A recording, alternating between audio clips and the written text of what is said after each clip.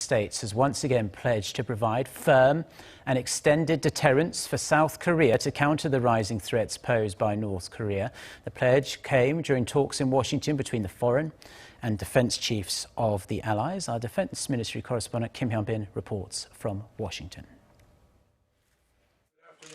The focus of the so-called 2+2 talks between South Korea's Foreign Minister Yun Byung-se and Defense Minister Han Min-koo and their American counterparts John Kerry and Ashton was on strengthening U.S. extended deterrence policy against North Korea's ever-growing nuclear and missile threats, as well as maximizing the effectiveness of sanctions on the regime. Speaking at a press conference after the talks, Kerry said Washington will do everything to defend South Korea and to speed up the deployment of U.S. missile defense system to the peninsula. There should be no doubt that the United States will do whatever is necessary to defend ourselves and to honor the security commitments that we have made to allies, including the Republic of Korea.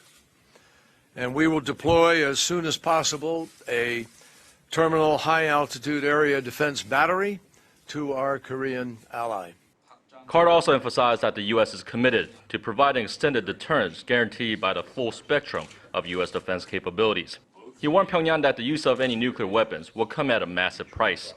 Make no mistake, any attack on America or our allies will not only be defeated, but also any use of nuclear weapons will be met with an overwhelming and effective response. The two allies also agreed to enhance extended deterrence by swiftly establishing a new high-level bilateral body called the Extended Deterrence Strategy and Consultation Group. On Thursday, Seoul's Defense Minister Han Min-koo will hold talks with his U.S. counterpart Ashton for the 48th Annual Security Consultative Meeting. Mr. Han and Secretary Carter are expected to focus on the details of extended deterrence and issues regarding permanently deploying a U.S. strategic asset to the peninsula, as well as the specific time to deploy that to the south by the end of next year. Kim Hyun-bin, Arirang News, Washington, D.C.